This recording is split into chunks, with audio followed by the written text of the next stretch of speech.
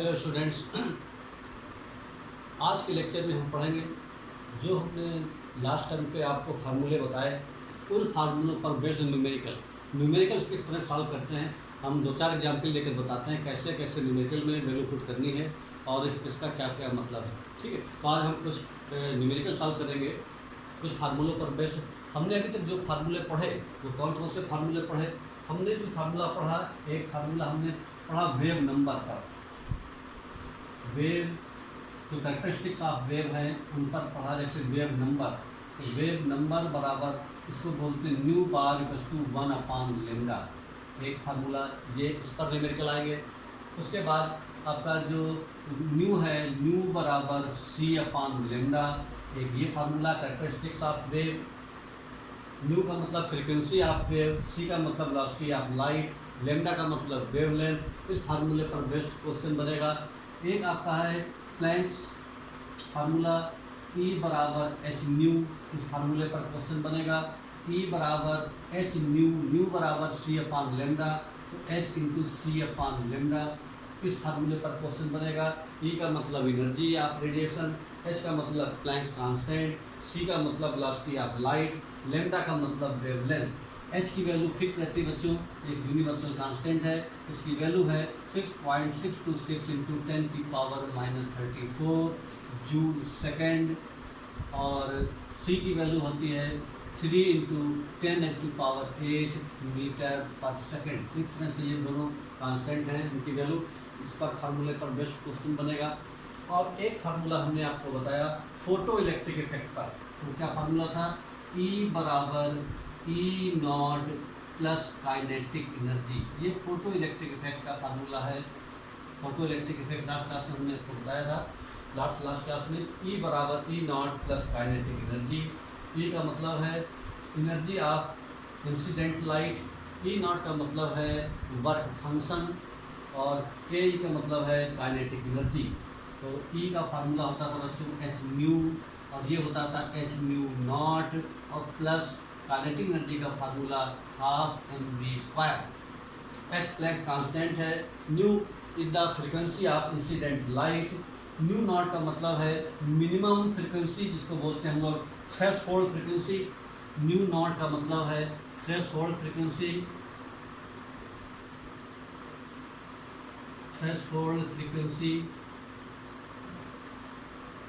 और m का मतलब है मास ऑफ किल, और v का मतलब है वेलोसिटी। तो इस तरीके से हम क्या देखते हैं, h प्लैंक्स कांस्टेंट है, और h न्यू का मतलब है frequency of incident light, nu naught का मतलब है थ्रेशोल्ड फ्रीक्वेंसी, m का मतलब होता है मास ऑफ इलेक्ट्रॉन, v का मतलब है आपका वेलोसिटी ऑफ इलेक्ट्रॉन। तो इस तरीके से फोटो इलेक्ट्रिक इफेक्ट पर, यानी एक फार्मूला आपको ये भी याद रखना है, इन सबका मतलब अच्छी तरीके से समझना है।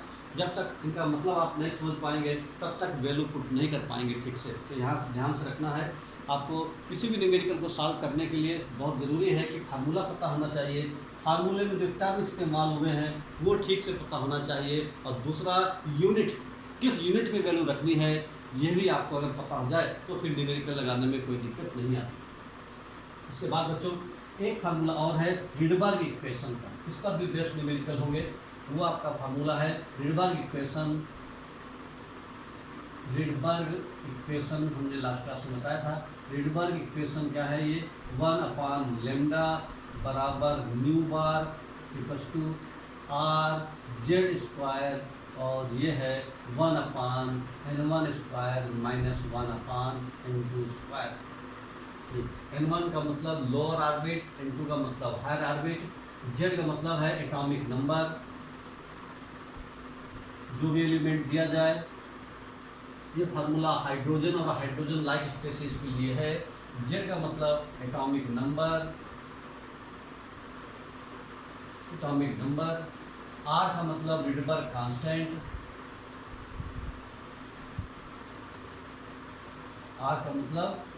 कांस्टेंट, इसकी वैल्यू फिक्स रहती है R की 109,677 पर सेंटीमीटर। इस तरीके से ये आपका लेमडा का मतलब वेवलेंथ, और न्यू बार का मतलब है वेव नंबर, इसको बोलते हैं wave number. Wave number of wave present in 1 centimetre is known as wave number equals to 1/λ। तो ये जो फार्मूले हैं, इन फार्मूलों पर आज हम न्यूमेरिकल करेंगे, ठीक है। और उसके बाद फिर हम अगली क्लास में पढ़ेंगे कि किस तरीके से इतना सब होने के बाद फिर बोर्स मॉडल की एंट्री हुई। बोर्स मॉडल की एंट्री क्यों हुई, क्या क्या कमी थी फोर्ड मॉडल की, ये सारे हम नेक्स्ट क्लास में सीखेंगे। अभी पहले हम न्यूमेरिकल डिस्कस करते हैं, जिससे कि आप लोग कुछ न्यूमेरिकल भी घर पे ट्राई कर सकें।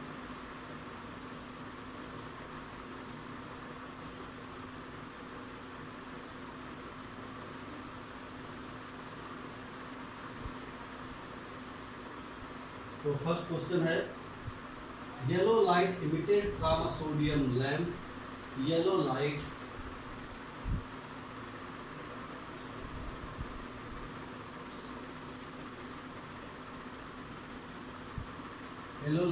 emitted from sodium lamp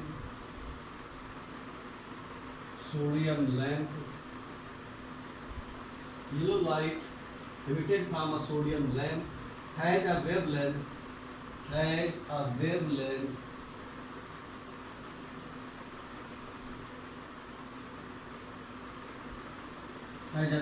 of 580 nanometer.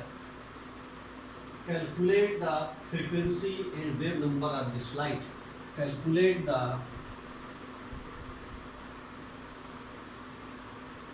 frequency and wave number of this light.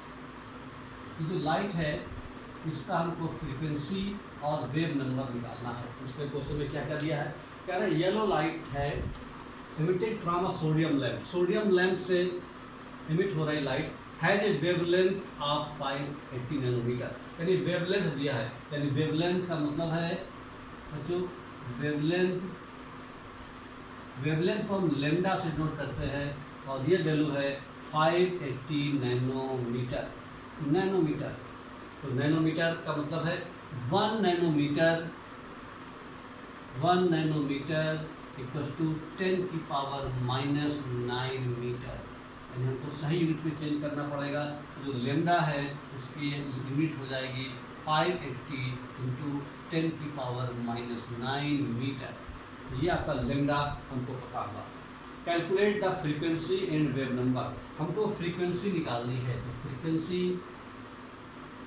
Frequency को हम डिनोट करते हैं न्यू से। तो न्यू फ्रीक्वेंसी बराबर फार्मूला होता है C/λ, यानी C/λ हम अप्लाई कर देंगे तो फ्रीक्वेंसी निकल आएगी। लेमडा की वैल्यू हमको गिवन है और C की वैल्यू हम जानते हैं, चूँकि कांस्टेंट है, वेलोसिटी ऑफ लाइट 3 × 10 की पावर 8 मीटर पर सेकेंड। ये भी मीटर में है, ये भी मीटर में है। इन दोनों की वैल्यू डाल देंगे तो फ्रीक्वेंसी निकल के आ जाएगी। तो फ्रीक्वेंसी के लिए हम ये फार्मूला अप्लाई कर सकते हैं। इस फार्मूले को जब लगाएंगे, सॉल्व करेंगे तो वैल्यू कितनी आएगी, इसको सॉल्व करेंगे तो फ्रीक्वेंसी न्यू बराबर C/λ। C की वैल्यू है 3 × 10 की पावर 8 मीटर पर सेकेंड। लेमडा की वैल्यू है 580 इंटू 10 की पावर -9। इन सबको सॉल्व करेंगे। सॉल्व करने के बाद जो वैल्यू आ जाएगी वो आपकी वैल्यू आएगी 5.17 इंटू 10 की पावर 14। इसको आप सॉल्व करेंगे घर पे। 5.17 इंटू 10 की पावर 14 इंटू 10 की पावर 14, ये आया फ्रीक्वेंसी। और फ्रीक्वेंसी की जो यूनिट होती है वो होती है हर्ट्ज या पर सेकंड। तो ये आपका फ्रीक्वेंसी निकल आया। फ्रीक्वेंसी बराबर 5.17 इंटू 10 की पावर 14 पर सेकंड। तो इस तरह से ये वैल्यू आपकी आई। उसके बाद और आगे सॉल्व करेंगे। फिर पूछा है वेव नंबर को सॉल्व करना है। तो कैसे सॉल्व करेंगे, वेव नंबर निकालने का फार्मूला है वेव नंबर बराबर वेव नंबर जो है इसको कहते हैं हम लोग न्यू बार।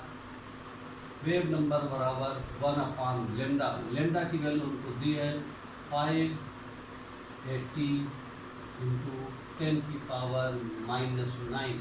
ये वैल्यू जब सॉल्व करेंगे ये वैल्यू सॉल्व होकर के आ जाएगी 1.72 इंटू 10⁻⁶। ये वैल्यू आ जाएगा 1.72 इंटू 10⁻⁶। ये वैल्यू हमारा निकलेगा वेव नंबर। और वेव नंबर की जो यूनिट होती है वो होती है पर मीटर, यानी पर मीटर ये SI यूनिट है, या पर सेंटीमीटर। वेव नंबर का मतलब है 1 मीटर या 1 सेंटीमीटर में जितनी नंबर आप वेव प्रोजेक्ट होते हैं उसको हम लोग वेव नंबर के नाम से जानते हैं। तो इस तरह से बच्चों वेव नंबर जो है वो निकला हमारा कितना 1.72 इंटू 10⁻⁶, और ये निकला आपका 5.17 इंटू 10⁻⁴ पर सेकेंड। तो frequency of this light is this and the wave number of this light is 1.72 into 10⁻⁶ पर metre.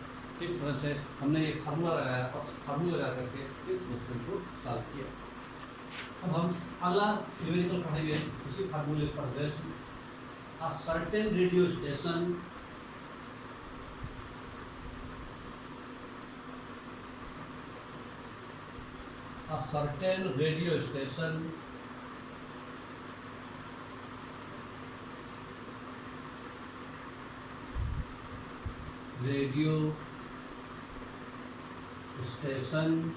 broadcast on a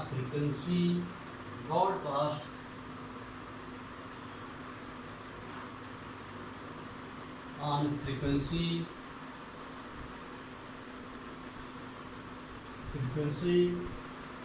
of 980 kilohertz, of 980 kilohertz, यानी a certain radio station broadcast on frequency of 980 kilohertz.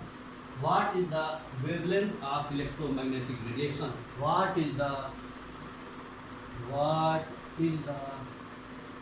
wavelength of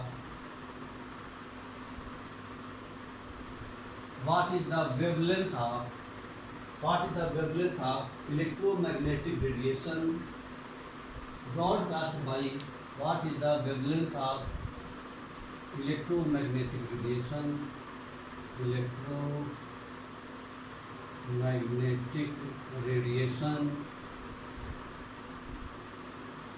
broadcast by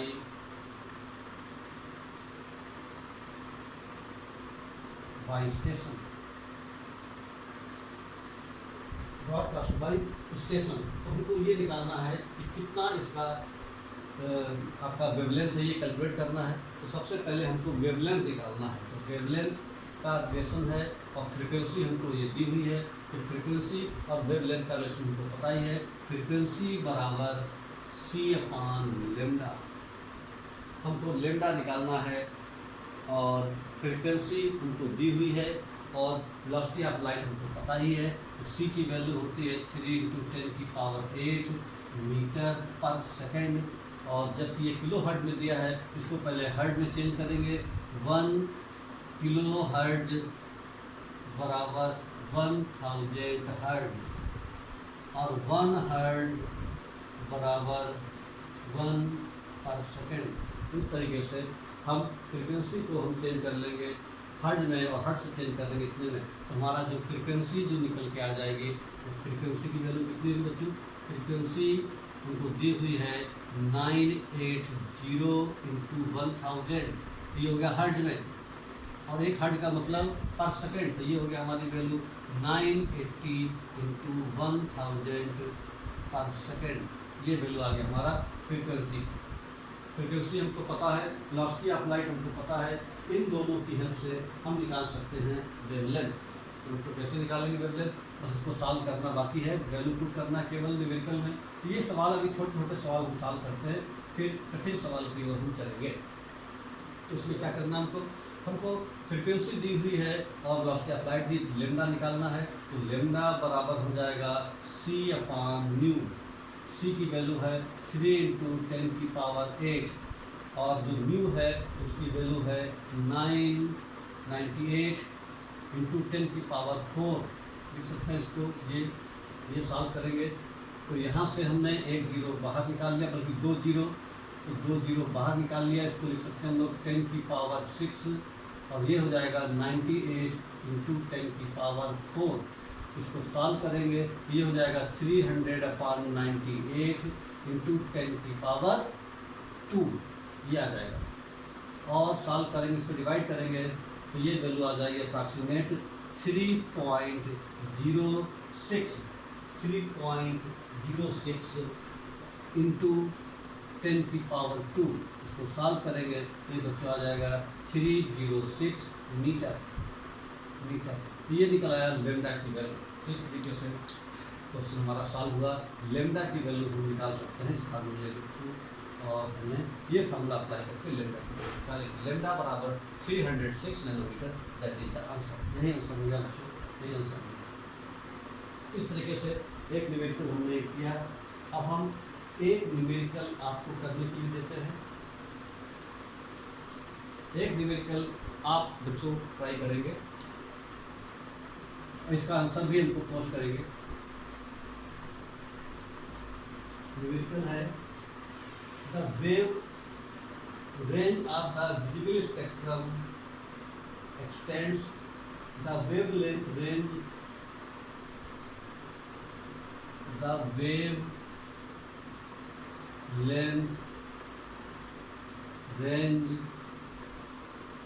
the wavelength range of the visual spectrum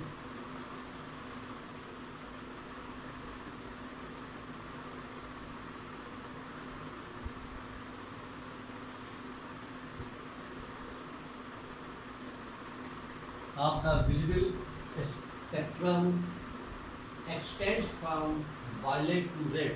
Extends from violet जो violet है उसकी दे रखी wavelength 400 nanometre. 400 nanometre violet to red, और जो red वाले की है वो वेवलेंथ दी है 750 नैनोमीटर। ये हो जाएगा 750 नैनोमीटर। ये चीज़ हमको गिवन है। अब हमको कैलकुलेट क्या करना है, express these wavelength in frequency. Express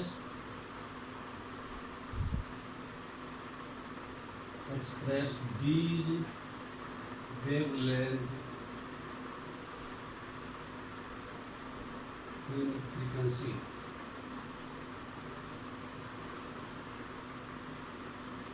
ये सॉल्व करना बच्चों, ये क्वेश्चन आपको सॉल्व करना है। उसके बाद में दूसरा क्वेश्चन और है बच्चों, ये भी आपको सॉल्व करना है।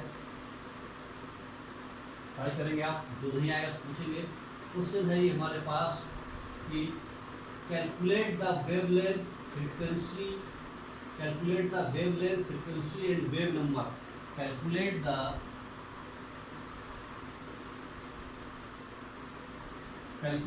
wavelength, frequency and wave number. Calculate the wavelength,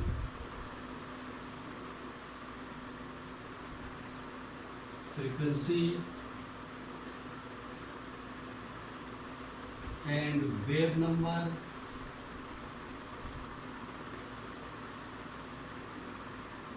ये तीनों बातें हमको निकालनी है। हमको क्या निकालना है, वेवलेंथ निकालना है, फ्रीक्वेंसी निकालना है और वेव नंबर निकालना है of light wave whose time period is 2 × 10⁻⁻⁻10। 2 × 10⁻⁻⁻10 wave number of light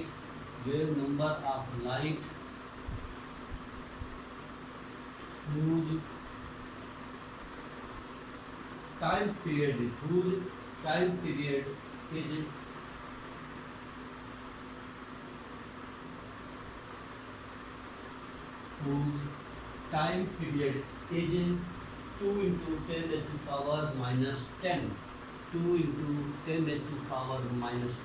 second. ये दो सवाल आप बच्चों सॉल्व करके निकालना है, ठीक। उसके बाद हम अगला क्वेश्चन पढ़ेंगे नेक्स्ट टॉपिक पर बेस्ड। अगला है question, calculate and compare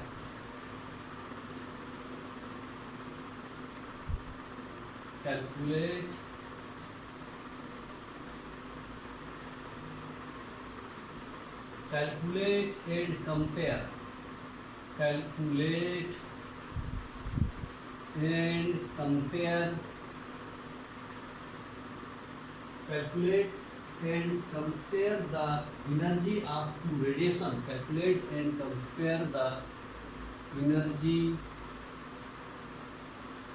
of two radiations. Energy of two radiation.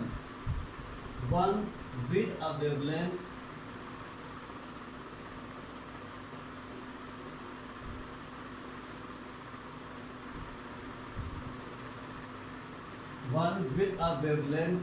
of 800 nanometer. एक की वेवलेंथ 800 नैनोमीटर है, and other having 400 metre, and other having wavelength of 400 nanometre. ये क्वेश्चन है। यहाँ पर हमें क्या करना है, calculate and compare the energy of two radiations. उनको दो जो वेवलेंथ हैं उनकी एनर्जी का हमको कैलकुलेट करना है, कितना कितना है, और उस एनर्जी के बाद उनकी जो एनर्जी है उसको हमको कंपेयर भी करना है। तो एनर्जी का जो फार्मूला है वो एनर्जी बराबर E/H/c/λ, ये फार्मूला अप्लाई करेंगे यहाँ पर। ठीक है, हमको H की वैल्यू पता ही है, और उसके बाद में लेमडा की वैल्यू हमको दी हुई है, कितनी है, एक लेमडा की वैल्यू दी है 800 नैनोमीटर। हमने यहाँ पर ये मान लिया E1, तो ये हो जाएगा लेमडा 1, तो लेमडा 1 की वैल्यू दी है 800 नैनोमीटर। 1 नैनोमीटर बराबर 10⁻⁹ मीटर, ये हो गया लेमडा 1 की वैल्यू। तो हम यहाँ पर फार्मूले में वैल्यू पुट करेंगे। H की वैल्यू पता है हमको 6.626 × 10⁻34 होती है। C की वैल्यू कितनी है, 3 × 10⁸ होती है, फिक्स वैल्यू है। और लेमडा 1 की वैल्यू दी है 800 × 10⁻⁹। इसको सॉल्व करेंगे तो आपका आंसर निकलेगा 2.48 × 10⁻19 जूल, यानी यह आ जाएगा 2.48 × 10⁻19 जूल। ये आपका आंसर आ जाएगा E1 की वैल्यू को जब सॉल्व करेंगे तब। उसके बाद में दूसरा लेमडा की जो वैल्यू दी है उससे हम E2 निकाल लेंगे। तो E2 की वैल्यु कितनी आएगी, जैसे यहाँ पर हमने E1 अप्लाई किया है ऐसे ही हम E2 भी कैलकुलेट करेंगे। E2 बराबर भी हो जाएगा H/c/λ2। लेमडा 2 की वैल्यू दी हुई है 400 नैनोमीटर। 400 नैनोमीटर का मतलब लेमडा 2 बराबर 400 × 10⁻⁹ मीटर। ये वैल्यू यहाँ पर रखेंगे, ये हो जाएगा 6.626 × 10⁻34 × 3 × 10⁸, और ये निकलेगा 400 × 10⁻⁹। इस पूरी वैल्यू को जब सॉल्व करेंगे ये E2 की वैल्यू निकल आएगी, और जो E2 है वो निकल करके आ जाएगा कितना, 4.98 × 10⁻⁻19, 4.91 यहाँ पर वैल्यू माइनस में बचेगी, 4.91 × 10⁻⁻19।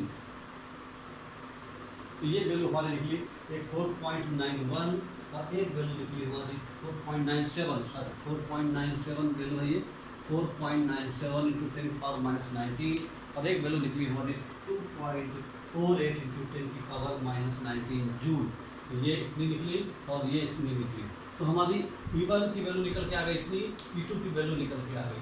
तो कहा था कि कैलकुलेट एनर्जी, तो दोनों की एनर्जी हमने निकाल लिया वेवलेंथ के अकॉर्डिंग। अब हम दोनों कंपेयर करेंगे, तो कंपेयर करने के लिए दोनों का रेशियो निकाल लेते हैं, E1 और E2। E1 की वैल्यू ये आई, E2 की वैल्यू ये आई, तो दोनों का जो रेशियो निकालेंगे तो कितना आ जाएगा, तो कंपेयर करना है E1 और E2 में, तो E1 अपॉन E2 दोनों का रेशियो निकालना है।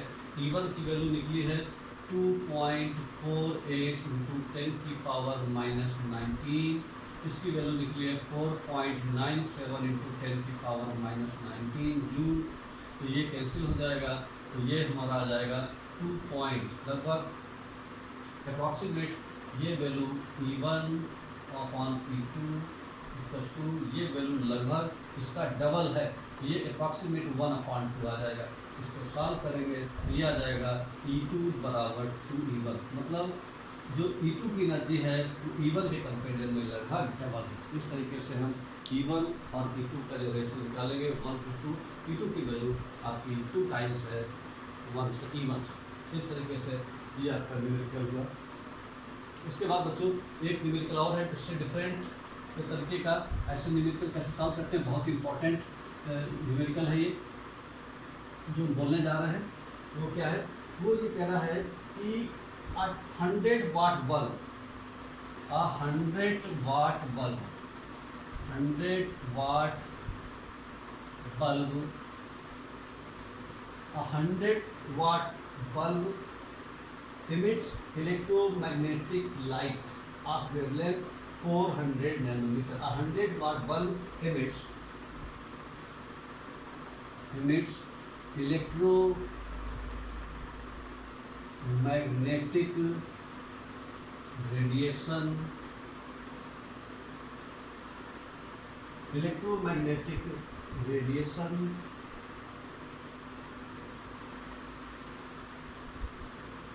of wavelength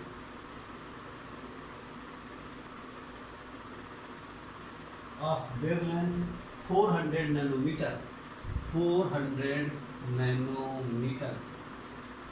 Calculate the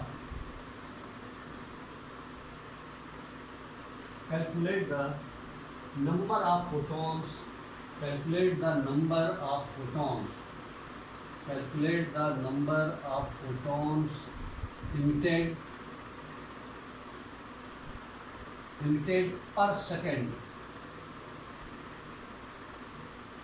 Calculate the number of photons emitted per second by the bulb.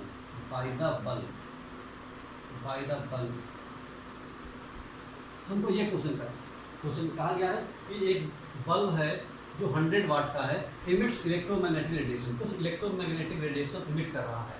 जो लाइट इमिट कर रहा है उसकी वेवलेंथ दे रखा है हमको 400 नैनोमीटर। हमें निकालना है नंबर ऑफ फोटोन, ठीक, नंबर ऑफ फोटोन हमको निकालना है। नंबर ऑफ फोटोन मतलब एक क्वांटम एनर्जी का फार्मूला होता है E बराबर h न्यू। लाइट के केस में इसी को 1 फोटोन कहते हैं, तो एनर्जी ऑफ 1 फोटोन इतनी होगी, ठीक है।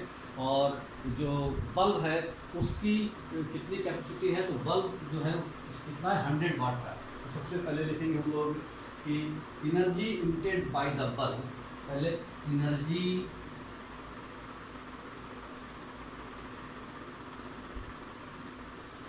emitted by the bulb 100 watt,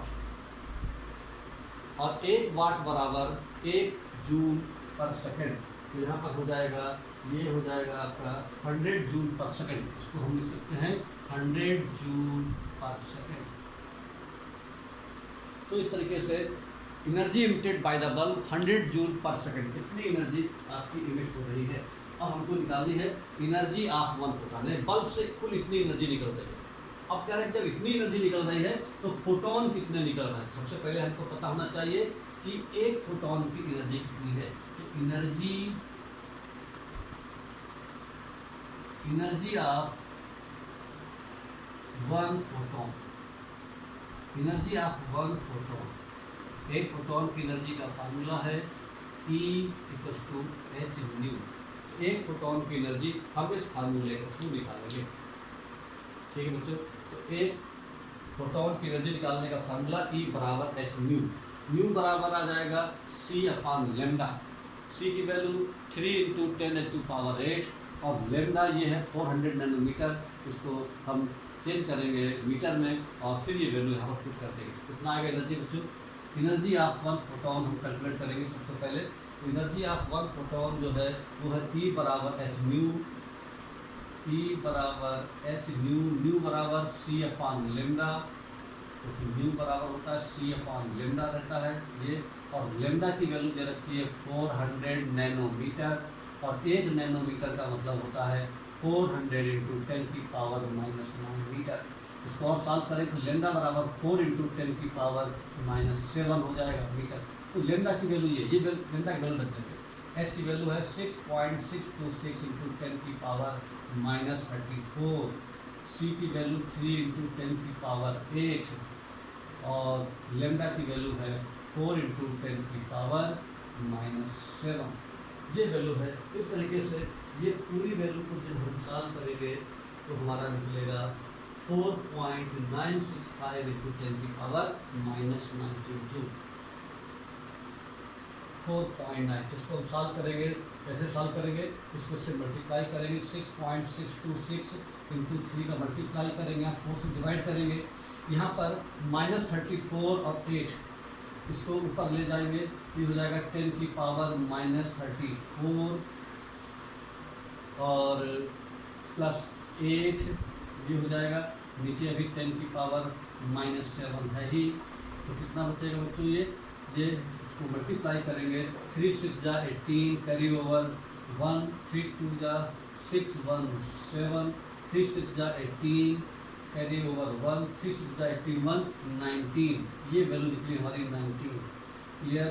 और डेसिमल कितनी बार? 3 के बाद तो 19.878 अपॉन 4, ऊपर वैल्यू हो गई 10 की पावर -34 और 8, ये बचेगा -26 बचेगा, और नीचे वाली पावर ऊपर चली जाएगी, ये हो जाएगी +7, तो +7, तो इसको हम डिवाइड करेंगे तो हमारी ये वैल्यू निकल करके आ जाएगी 4.965 इंटू 10 की पावर, ये आपका बचेगा -19 बचेगा।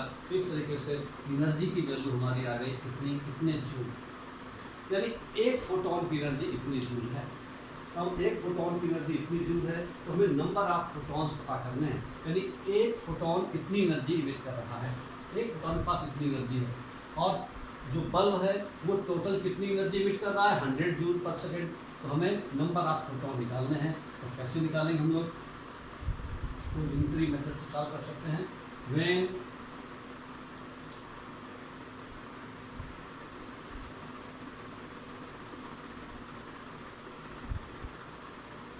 (4.965 इंटू 10 की power -19 joule energy is emitted, then number of photons equals to 1। एक फोटोन है, इतनी जूल एनर्जी निकल रही है तो एक फोटोन है, तो 1 जूल एनर्जी निकलेगी। अगर 1 जूल एनर्जी इमिट हो रही है तो कितने फोटोन इमिट होंगे? 9.65 इंटू 10 की पावर -19 फोटोन होंगे। ये यूनिटरी मेथड है, इसलिए टोटल कितने एनर्जी निकल रही है? 100 जूल। तो फोटोन कितने होंगे? तो यहाँ पर क्या करेंगे? 1/965 इंटू 10 की पावर -19 इंटू 100 मतलब 10 की पावर 2। इसको सॉल्व करेंगे, तो इसको जब हम सॉल्व करेंगे तो बच्चों ये वैल्यू हमारी निकलेगी 2.01 इंटू 10 की पावर 20। ये वैल्यू निकलेगी हमारी सॉल्व करने पर। इसको सॉल्व करेंगे, ये वैल्यू निकलेगी हमारी 2.01 इंटू 10 की पावर 20, 10 की पावर 20 इतने फोटोन निकले। तो हमारा आंसर आ गया 2.01 इंटू 10 की पावर 20 फोटोन, यानी 2 इंटू 10 की पावर 20 फोटोन, इतने फोटोन इमिट हुए। तो इस तरह क्वेश्चन करने के लिए सबसे पहले हम क्या करते हैं कि बल्ब कितनी एनर्जी इमिट कर रहा है, वाट में दिया रहता है 1 वाट बराबर 1 जूल पर सेकेंड, तो जितने वाट है उतने जूल पर सेकेंड हो जाएगा। तो पहले कुल कितनी एनर्जी इमिट हो रही है और उसके बाद में एक फोटोन की एनर्जी को हम कैलकुलेट करेंगे, और एक फोटोन की एनर्जी को कैलकुलेट करने के बाद हम इसको सॉल्व कर लेंगे। या एक फार्मूला भी लगा सकते हैं अगर आपको ये ना हो कि नंबर ऑफ फोटॉन्स इमिटेड पर सेकेंड, तो यहाँ पर एक फार्मूला ये भी लगा सकते हैं कि नंबर ऑफ फोटॉन्स इमिटेड पर second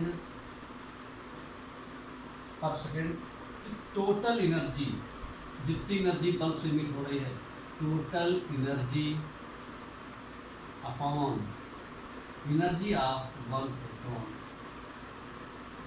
energy of one photon. तो हम डायरेक्ट ये फार्मूला भी लगा सकते हैं।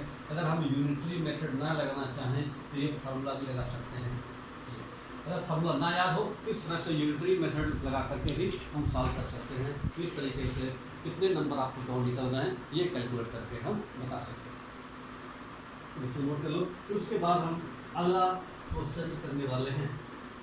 अगला क्वेश्चन क्या कह रहा है, calculate the energy of 1 mole of photon.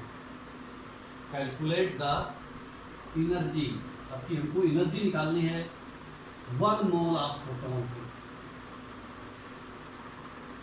अगला न्यूमेरिकल हमारा calculate the energy of 1 mole of photon. 1 mole photon की एनर्जी निकालनी है। Calculate the energy of 1 mole of photon of radiation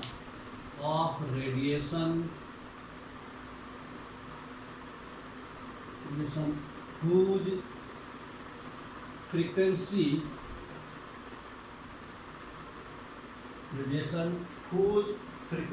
is 5 into 10 raised to power 14 hertz. Frequency is 5 into 10 raised to power 14 hertz। इस तरीके से हमको energy of 1 mole of photon निकालनी है। पहले हम क्या करेंगे, एक फोटोन की एनर्जी निकाल लेंगे और हमको दिया क्या है, फ्रिक्वेंसी दिया है। तो फ्रिक्वेंसी हमारे पास फार्मूला है E बराबर एच न्यू, यानी एच न्यू या h इंटू सी अपॉन लेमडा, ये हमारा फार्मूला है। लेकिन फ्रिक्वेंसी हमको डायरेक्ट दिया है, तो यहाँ पर इस फार्मूले लगाने की जरूरत नहीं, केवल न्यू दिया हुआ है। तो न्यू डायरेक्ट दिया है इसलिए, और h की वैल्यू हमको पता है, तो एनर्जी निकल सकती है एक फोटोन की एनर्जी। सबसे पहले क्या करेंगे, energy of 1 photon, energy of 1 photon, एक फोटोन की जो एनर्जी है वो है आपका E बराबर एच न्यू। h 6.626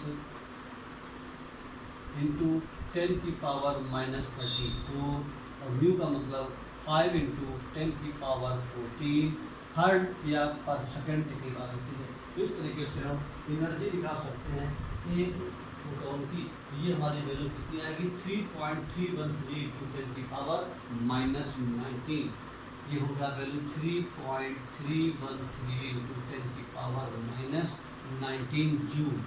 ये हमारी एनर्जी निकली एक फोटोन। अब हमें कैलकुलेट क्या करना है, energy of 1 mole of photon. आपको पता है एक मोल में जो नंबर रहते हैं उनकी वैल्यू कितनी होती है, 6.022 इंटू 10 की power 23। Now energy of 1 mole of photon, energy of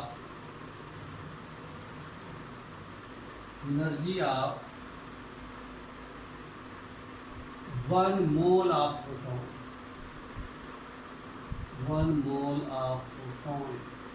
तो एक मोल में कितने फोटोन हो जाएंगे, 1 मोल फोटोन इक्वल्स टू 6.022 इंटू 10 की पावर 23 फोटोन। ये वो वैल्यू नंबर है। तो एक मोल में कितने फोटोन हैं, तो हमें एक मोल फोटोन की एनर्जी निकालनी है। तो यहाँ पर क्या करेंगे, इससे मल्टीप्लाई कर देंगे। Now energy of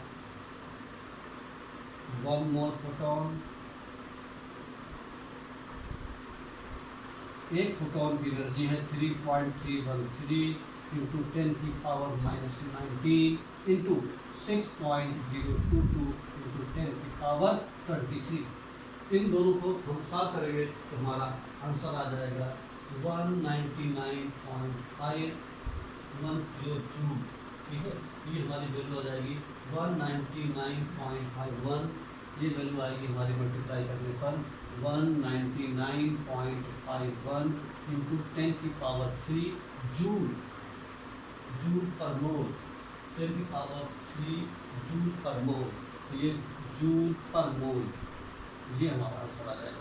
kilo joule में चेंज करना है तो इसको हम डिवाइड कर देंगे 1000 से, क्योंकि 1 किलो जूल में 1000 जूल होते हैं। तो अगर हम इसको डिवाइड कर देंगे तो ये हमारा किलो जूल में आंसर आ जाएगा। कितना आ जाएगा?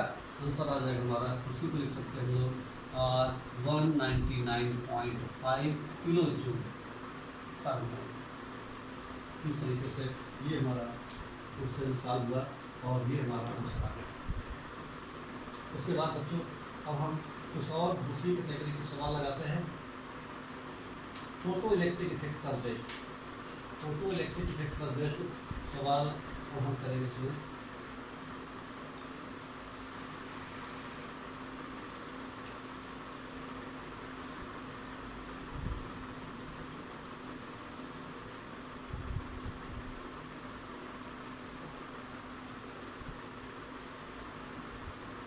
क्वेश्चन है calculate the minimum amount of energy, calculate the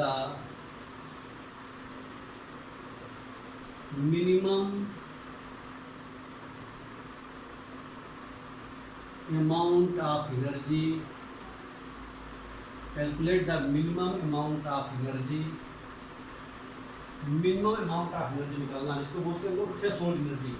minimum amount of energy that the photons most possess, calculate the minimum amount of energy that the photons must possess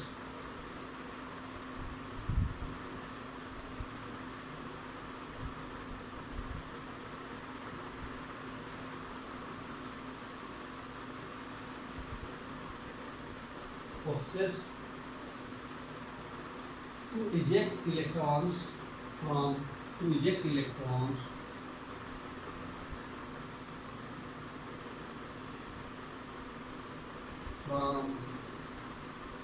cesium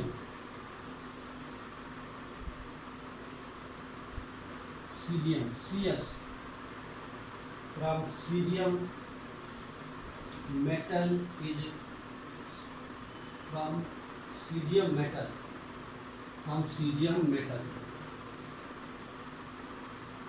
metal the threshold frequency of cesium metal is the threshold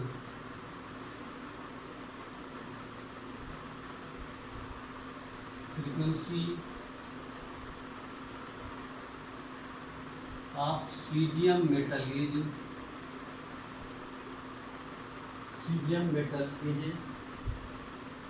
4.6 into 10 की power 14, 4.6 into 10 की power 14 पर second. ये value हमको given है और हमको निकालना क्या है इसमें, हमें कैलकुलेट करना है, calculate the minimum amount of energy. तो calculate the minimum amount of energy निकालना है। तो मिनिमम अमाउंट ऑफ एनर्जी का मतलब है जो मिनिमम अमाउंट ऑफ एनर्जी है उसी को हम लोग कहते हैं थ्रेशोल्ड एनर्जी। तो थ्रेशोल्ड एनर्जी का मतलब minimum amount of energy. Threshold energy कहें या मिनिमम अमाउंट ऑफ एनर्जी कहें, दोनों का मतलब एक ही है। तो थ्रेशोल्ड एनर्जी यानी E नॉट बराबर H न्यू नॉट का मतलब थ्रेशोल्ड फ्रीक्वेंसी। तो थ्रेशोल्ड फ्रीक्वेंसी हमको दी हुई है ये, तो न्यू नॉट का मतलब हमको गिवन है थ्रेशोल्ड फ्रीक्वेंसी 4.6 into 10 की पावर 14 ये वैल्यू है। और तो हमको इस फार्मूले से हम H की वैल्यू 6.626 into 10 की पावर -34 ये, और इसको हम डालेंगे 4.6 into 10 की पावर 14। इसको सॉल्व करके हमारे जो वैल्यू एनर्जी की वैल्यू आ जाएगी वो एनर्जी आ जाएगी 3.05 इंटू 10⁻⁻⁹ ये हमारा हो जाएगा 3.05 इंटू 10⁻⁻⁹ और जूल एनर्जी। जूल इस तरीके से हम थ्रेशोल्ड एनर्जी निकाल सकते हैं इस फार्मूले के थ्रू। तो यहाँ पर देखो बच्चों क्या पूछा गया, मिनिमम अमाउंट ऑफ एनर्जी यानी ई नॉट की वैल्यू निकालनी है। That the photons must process the eject electrons from cerium metal, और जो सीरियम मेटल है उसकी थ्रेशोल्ड फ्रीक्वेंसी उनको दे रखी है। ई नॉट बराबर फार्मूला एच म्यू नॉट, और एच की वैल्यू प्लैंक्स कांस्टेंट, ये फिक्स वैल्यू है, यूनिवर्सल कांस्टेंट है, और न्यू नॉट हमको गिवन है। बस इसको सॉल्व करना है, डायरेक्ट फार्मूले में वैल्यू पुट करनी है और हमको आंसर निकालना है। उसके बाद दूसरा क्वेश्चन इसी फार्मूले पर based,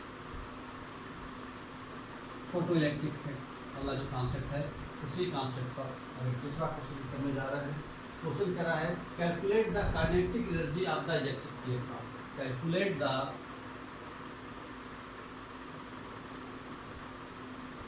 kinetic energy of calculate the kinetic energy of ejected electron.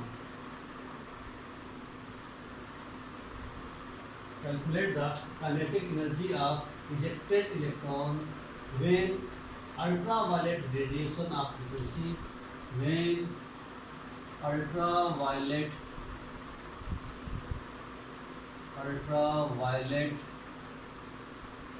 radiation of frequency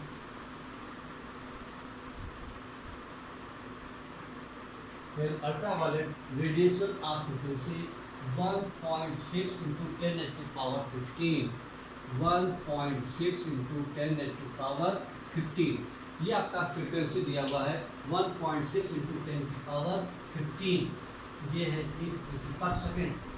strikes the surface of strike the surface of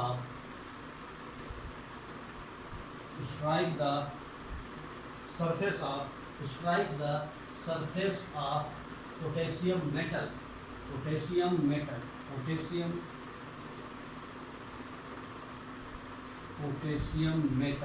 ये है। अब उसके बाद क्या गिवन है हमको, the threshold frequency of potassium in 5 into 10 की पावर 14। जो थ्रेशोल्ड फ्रीक्वेंसी यानी थ्रेशोल्ड फ्रीक्वेंसी जो दे रखी है वो किसके लिए, पोटेशियम मेटल के लिए दे रखी है 5 इंटू 10 की पावर 14। 5 इंटू 10 की पावर 14 पर सेकेंड ये वैल्यू दे रखी है पर सेकेंड, कितनी वैल्यू दी है। तो हमें क्या निकालना है, calculate the kinetic energy of ejected electron, यानी जो इजेक्टेड इलेक्ट्रॉन है उसकी हमको काइनेटिक एनर्जी निकालनी है। ठीक है, और क्या दिया है, आप फ्रीक्वेंसी 1.6 इंटू 10 की पावर, यानी ये आपका, यानी इस तरीके से समझ सकते हैं ये आपका एक पोटेशियम मेटल है, पोटेशियम मेटल ये रे इंसिडेंट हो रही है, उसके बाद तुरंत इलेक्ट्रॉन इजेक्ट हो रहा है। तो ये जो इंसिडेंट रे है इसकी हमको फ्रीक्वेंसी दी हुई है, कितनी दी हुई है, फ्रीक्वेंसी दी हुई है 1.6 इंटू 10 की पावर 15, ये फ्रीक्वेंसी है। तो यहाँ से हम इसकी एनर्जी निकाल सकते हैं। और जो थ्रेशोल्ड फ्रीक्वेंसी है जिसको म्यू नॉट कहते हैं वो भी वैल्यू दी हुई है, हम काइनेटिक एनर्जी निकाल सकते हैं। तो हमारे पास फार्मूला है फोटोइलेक्ट्रिक का, E बराबर E not plus kinetic energy. ये क्या है, एनर्जी ऑफ इंसिडेंट लाइट, और E नॉट का मतलब है वर्क फंक्शन या मिनिमम एनर्जी, वो एनर्जी जो यहाँ से इस इलेक्ट्रॉन को अलग कर रही है इस मेटल से, और ये है उस इलेक्ट्रॉन की काइनेटिक एनर्जी। E बराबर E not plus kinetic energy. E का मतलब है एच न्यू, इसका मतलब है एच न्यू नॉट, और काइनेटिक एनर्जी हमको निकालनी है। तो इसको इधर ले जाएंगे तो H new minus H new not, ये वैल्यू को रख दें, सॉल्व कर दें तो काइनेटिक एनर्जी निकल के आ जाएगी। तो यहाँ पर क्या करेंगे, हम इस वैल्यू को सॉल्व करेंगे, इस वैल्यू को जब सॉल्व करेंगे तो हमारा काइनेटिक एनर्जी की वैल्यू निकल के आ जाएगी। तो कैसे सॉल्व करेंगे, एच की वैल्यू हमको पता है, पहले एच कॉमन ले लें इसमें, तो ये हो जाएगा न्यू माइनस न्यू नॉट बराबर काइनेटिक एनर्जी। यह आ जाएगा एच की वैल्यू 6.626 इंटू 10 की पावर -34 है। न्यू की वैल्यू हमको दी थी, न्यू की वैल्यू कितनी गिवन है हमको, जो आपका 1.6 इंटू 10 की पावर 15, ये हो जाएगा 1.6 इंटू 10 की पावर 15 माइनस न्यू नॉट है, न्यू नॉट की वैल्यू कितनी है 5 इंटू 10 की पावर 14, ये हो जाएगा 5 इंटू 10 की पावर 14। ये सॉल्व करके काइनेटिक एनर्जी की वैल्यू आ जाएगी। तो सबसे पहले क्या करें कि इसको हम सॉल्व करें अंदर, तो ये हो जाएगा 6.626 इंटू 10 की पावर -34, यहाँ पर एक 10 बाहर निकाल, ये हो जाएगा 16 इंटू 10 की पावर 14 माइनस 5 इंटू 10 की पावर 14। पहले हमने पावर कॉमन की प्लस टू काइनेटिक एनर्जी, उसके बाद 10 की पावर 14 हमने कॉमन ले लिया, तो जब 10 की पावर 14 कॉमन ले लेंगे तो ये हो जाएगा हमारा 6.626 इंटू 10 की पावर -34 इंटू 10 की पावर 14 कॉमन, तो अंदर बच जाएगा 16 माइनस 5 बराबर काइनेटिक एनर्जी। तो ये हो जाएगा हमारा यहाँ पर सॉल्व होकर के 6.626 इंटू यहाँ पर घटाएंगे तो हो जाएगा 10 की पावर -20 बचेगा, इधर बचेगा 16, 5 गया बचा 11। तो ये हमारा इसको सॉल्व कर लेंगे, यही हमारी काइनेटिक एनर्जी निकल करके आ जाएगी। इसको सॉल्व करेंगे तो ये हमारी वैल्यू कितनी आएगी, सॉल्व करने के बाद ये हमारी वैल्यू आ जाएगी 7.29 इंटू 10 की पावर -19 जूल। इसको मल्टीप्लाई करेंगे 6 6 जा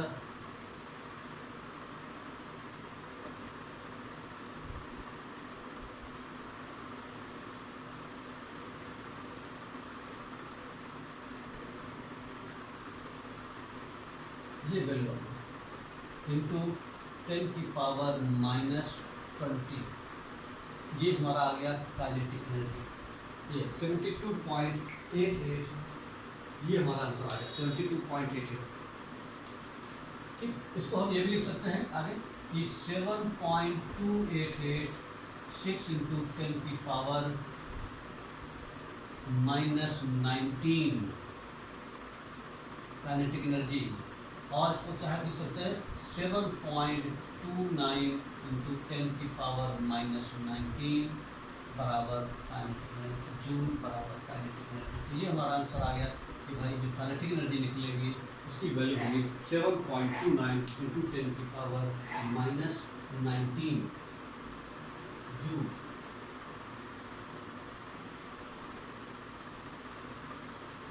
इसके बाद बच्चों एक दो सवाल हम आपको देते हैं घर से करने के लिए।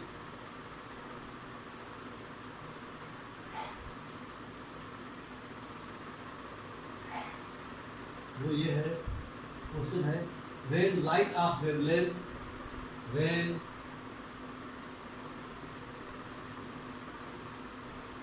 light of wavelength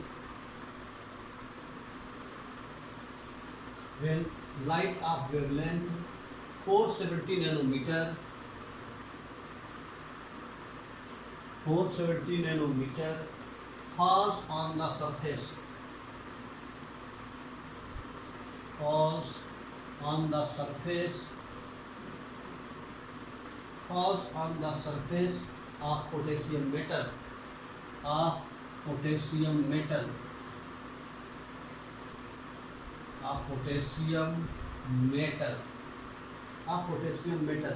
electrons are emitted with a velocity electrons are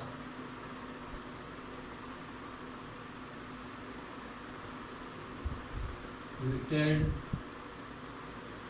with velocity of 6.4 into 10 की power 4 of 6.4 into 10 की power 4 meter per second। Unit है वेलोसिटी की। What is the minimum energy required? What is the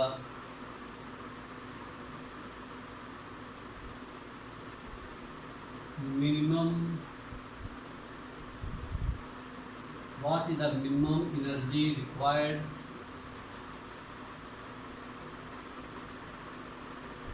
what is the minimum energy required per mole to remove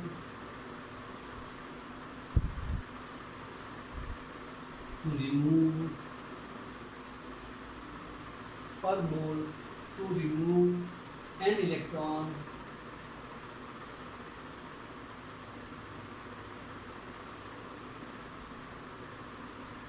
energy, the minimum energy required, the minimum, what is the minimum energy required per mole to remove an electron from potassium metal.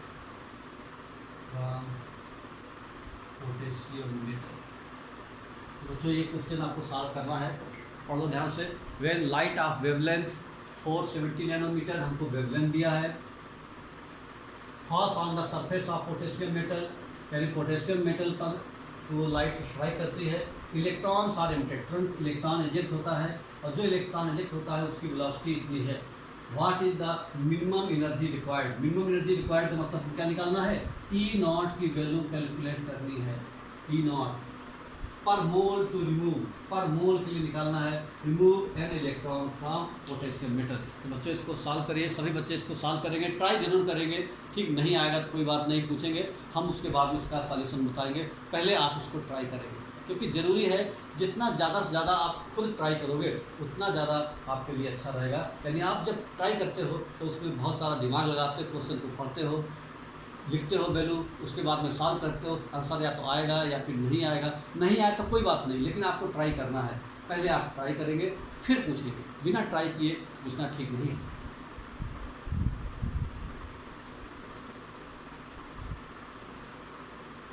उसके बाद बच्चों अगला numerical जो हमारा based है, वो अगला numerical हमारा जो बेस्ड है वो है रिडबर्ग इक्वेशन पर बेस्ड। रिडबर्ग इक्वेशन कैसे अप्लाई करते हैं और किस किस तरह से क्वेश्चन को पढ़ करके क्या क्या चीज़ हम ढूंढते हैं और क्या उसका फार्मूला है, कहाँ पर कौन सी वैल्यू रखते हैं, ये सारा हम इस न्यूमेरिकल के माध्यम से समझेंगे। तो हमारा जो न्यूमेरिकल है वो है what is the wavelength of light, what is the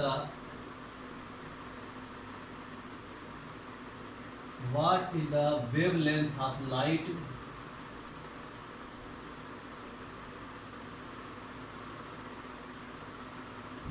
what is the wavelength of light emitted when the electron in hydrogen atom, what is the wavelength of light emitted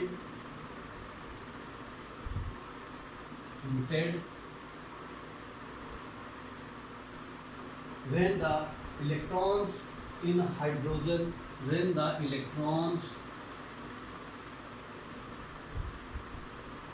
in hydrogen, when the electrons in hydrogen atom undergoes, in hydrogen atom undergoes transition, undergoes transition from an energy level, from an energy level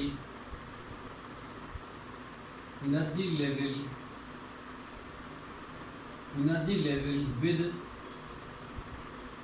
n बराबर 4, with n बराबर 4 to and energy level n बराबर 2, n बराबर 2, what is the color of the radiation, what is the color of radiation, what is the color of radiation, colour of radiation, यानी जो light emit हो रही है उसका colour क्या है, रेडिएशन, ये बात पूछी गई।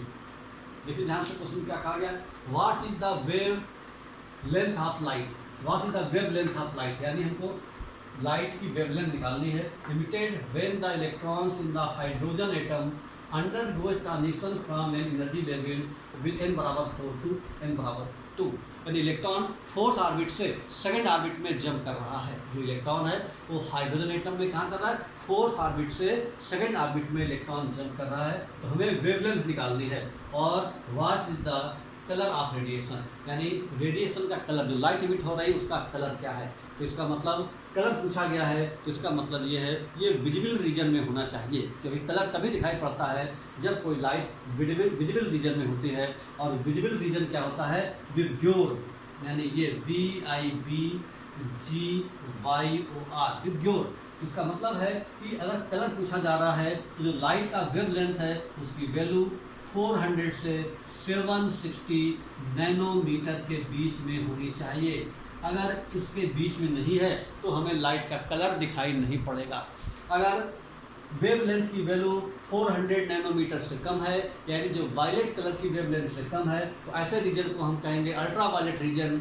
और अगर रेड से ज़्यादा है तो उसको बोलते हैं हम लोग इंफ्रारेड रीजन।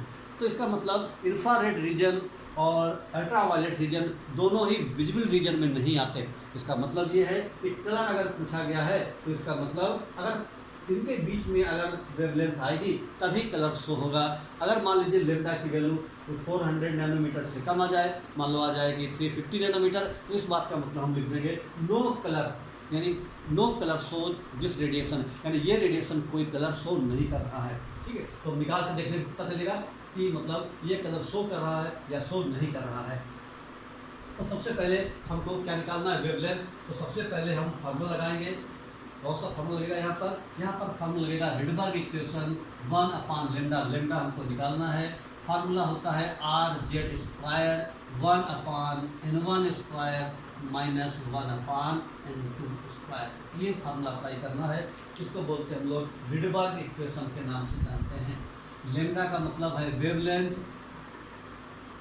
R का मतलब है रिडबर्ग कांस्टेंट जिसकी वैल्यू फिक्स रहती है, Z का मतलब एटॉमिक नंबर ऑफ एलिमेंट, यहाँ पर एलिमेंट कौन सा दिया हुआ है, हाइड्रोजन, हाइड्रोजन दिया हुआ है। इसका मतलब Z की वैल्यू यहाँ पर कितनी हो जाएगी, 1 फॉर हाइड्रोजन।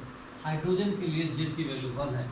R जो रिडबर्ग कांस्टेंट है इसकी वैल्यू होती है 109,677 पर सेंटीमीटर। इस तरीके से ये वैल्यू हमको निकल आएगी। और हम यहाँ पर जो है N1 की वैल्यू दी हुई है कितनी, 2, और N2 की वैल्यू दी है 4। जो इसमें कम वाली वैल्यू है वो N1 की मानेंगे, ज़्यादा वाली वैल्यू को हमेशा N2 मानेंगे। तो ये ध्यान रखने वाली बात है और ये फार्मूला अप्लाई करके हम ये वैल्यू निकाल सकते हैं।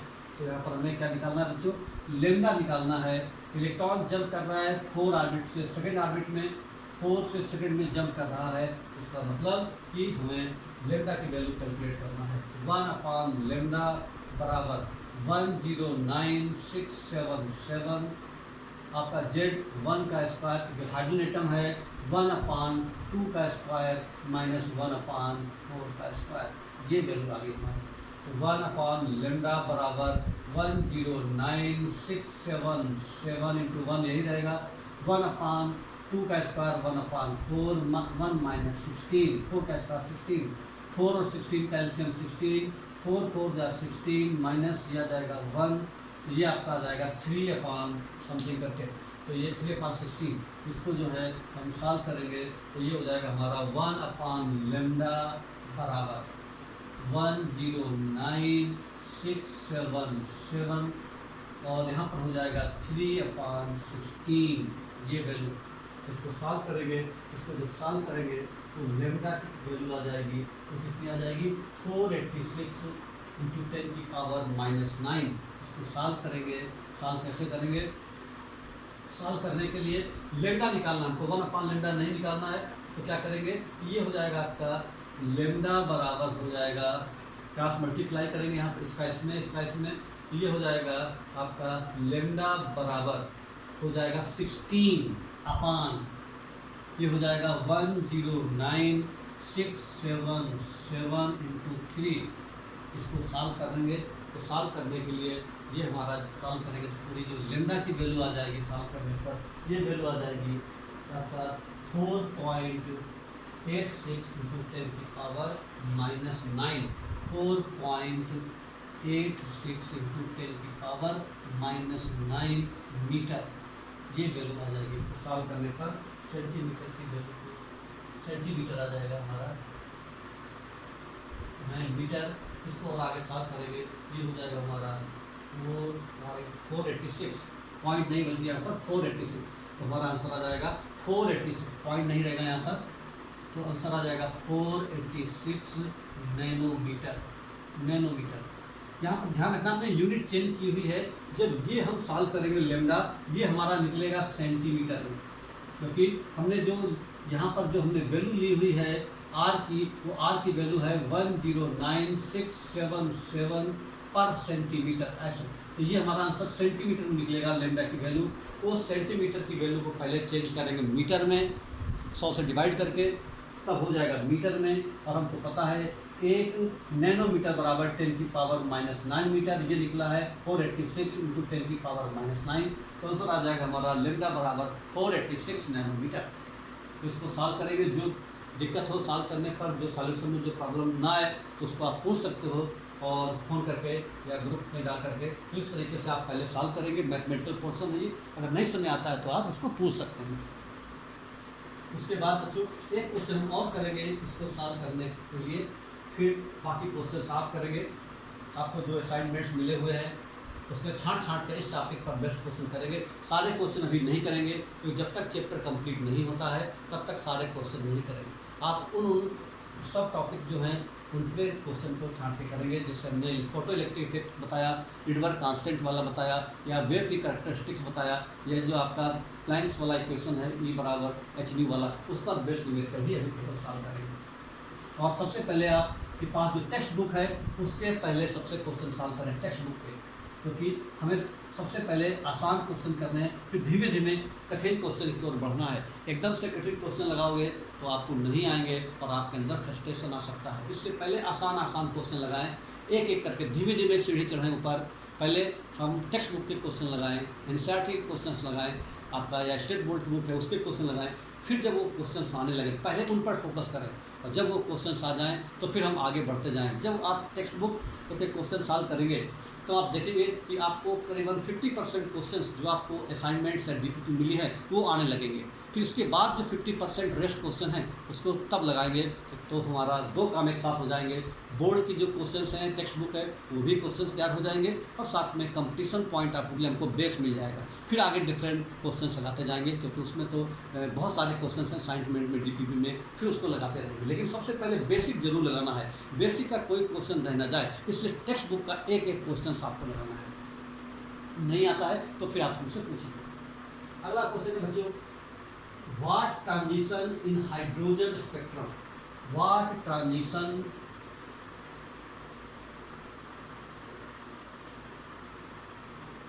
in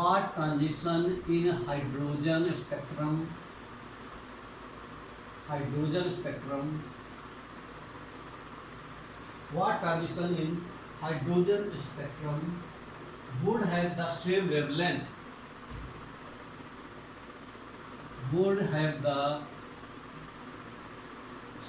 wavelength,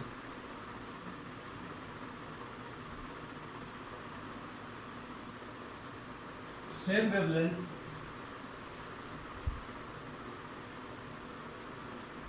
as the Balmer transition.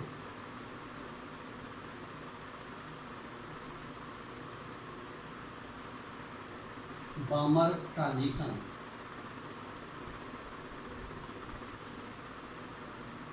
transition n बराबर 4 to n बराबर 2, n बराबर 4 to n बराबर 2 ऑफ हीलियम एटम। ये क्वेश्चन है, what transition in hydrogen spectrum would have the same wavelength as the Balmer transition n बराबर 4 to n बराबर 1, sorry n बराबर 4 to n बराबर 2 ऑफ हीलियम एटम। तो यानी हमारा जो ट्रांजिशन है, हमको n1 और n2 की वैल्यू दे रखी है। n1 बराबर हमको 2 गिवन है, कम वाली वैल्यू n1 है, ज़्यादा वाली वैल्यू होती है n2 की, तो n2 बराबर 4 दिया। उसके बाद में दो हमको अलग अलग एटम दिए हुए हैं, एक एटम दिया हुआ हीलियम और एक एटम दिया हुआ हाइड्रोजन। तो तो एक बार हमको हाइड्रोजन के लिए रेडबर्ग इक्वेशन लगानी है और एक बार हीलियम के लिए रेडबर्ग इक्वेशन लगानी है। वेवलेंथ दोनों की सेम है। हीलियम में जो ट्रांजिशन हो रहा है 4 से 2 हो रहा है, तो पूछ रहे हैं हाइड्रोजन एटम में ट्रांजिशन क्या होगा, यानी हाइड्रोजन एटम के लिए N1 और N2 की वैल्यू क्या होगी, ये हमारे क्वेश्चन में पूछा गया। तो देखो सबसे पहले बच्चों क्या करेंगे हम लोग, सबसे पहले हीलियम के लिए हम लोग रेडबर्ग इक्वेशन अप्लाई करेंगे हीलियम के लिए। तो जब हीलियम के लिए अप्लाई करेंगे तो फॉर हीलियम एटम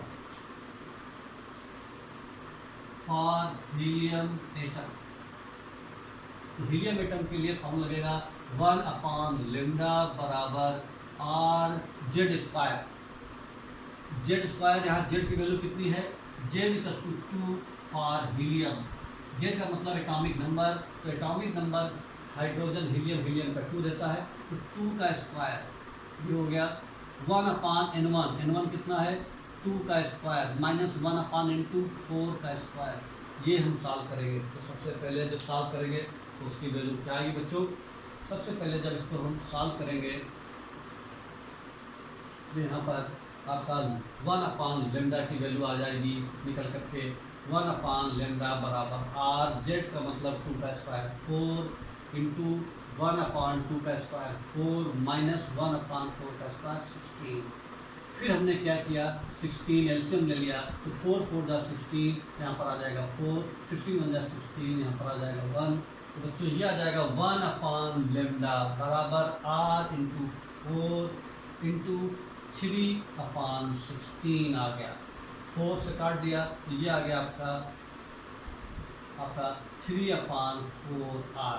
ये वैल्यू निकल आई 1/λ की जो वैल्यू हमारी निकली हीलियम एटम के लिए वो निकली आपकी 3/4R। अब यही वैल्यू हम लगा देंगे किसके लिए, फॉर हाइड्रोजन एटम।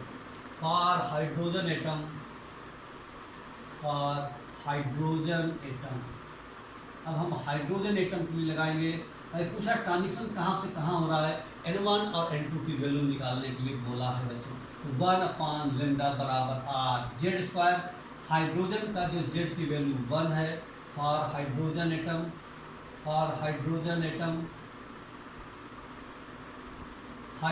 के लिए जेड की वैल्यू 1 है, तो ये 1 का स्क्वायर करेंगे तो ये 1 ही आएगा। 1/N1 कितना है ये हमको नहीं पता, 1/N2 कितना है ये हमको नहीं पता। ट्रांजिशन कहाँ से कहाँ हो रहा है हमको नहीं पता है, लेकिन क्वेश्चन में कहा है सेम वेवलेंथ सेम है दोनों की, तो यहाँ पर हम वेवलेंथ दोनों की सेम कर देंगे और वेवलेंथ दोनों की सेम कर देंगे। तो ये वाले इक्वेशन को मान लेंगे 1 और ये वाले इक्वेशन को मान लेंगे 2, दोनों से हम वेवलेंथ सेम करेंगे तो हमारा क्या आएगा 1/λ की वैल्यू दोनों तरफ बराबर कर देंगे। तो इसको सॉल्व करेंगे बच्चों, तो जब इन दोनों इक्वेशन को सॉल्व करेंगे from equation first and second, तो हमारी जो वैल्यू आएगी वो क्या निकल करके आएगी, वो हमारी वैल्यू निकल करके आ जाएगी r इंटू 1 का स्क्वायर 1 ही रहेगा, 1 को हटा सकते हैं यहाँ पर। उसके बाद में 1/N1 square minus 1/N2 square. यहाँ पर r की वैल्यू रखने की जरूरत नहीं है क्योंकि दोनों की लेंडा की वैल्यू बराबर है, तो यहाँ पर ये हमने डाल दिया 1/λ की वैल्यू बराबर, ये r से r कैंसिल हो गया, इसलिए हमने इसकी वैल्यू को पुट नहीं किया था। अब इसको जब सॉल्व करेंगे तो सॉल्व करने पर N1 और N2 की वैल्यू निकल आएगी। तो N1 की जो वैल्यू है वो आपकी निकल करके आएगी 1 और N2 की वैल्यू निकल करके आ जाएगी 2। N1 बराबर 1 N2 बराबर 2 अगर यहाँ पर रखेंगे तो हमारा ये 3/4 के बराबर आ जाता है।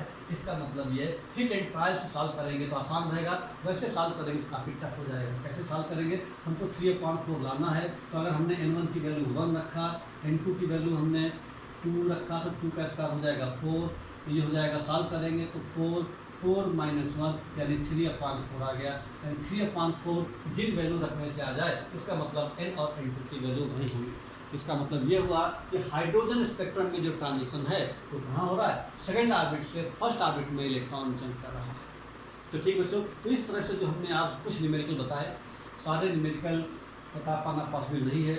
अगर आपकी ये ऑफलाइन क्लास होती, डायरेक्ट क्लास, लाइव क्लास होती, तो हम लोग काफ़ी क्वेश्चंस बोलते, काफ़ी न्यूमेरिकल लगाते, लेकिन यहाँ पर कुछ लिमिटेशन है, इसलिए हम आपको कुछ हिंट दिया हमने 2-4 क्वेश्चन की, आप इसकी हेल्प से क्वेश्चन को पढ़ करके लगाएं। कोई दिक्कत हो तो हमसे पूछें, जितना ज़्यादा आप लगाओगे उतना ज़्यादा आपके लिए बढ़ जाएगा। ठीक बच्चों, तो अगली क्लास में हम पढ़ते हैं कि किस तरीके से आपका बोर मॉडल डेवलप हुआ और रदरफोर्ड मॉडल की क्या क्या कमियां थी और उसको बोर मॉडल ने कैसे दूर किया। Okay students, thank you.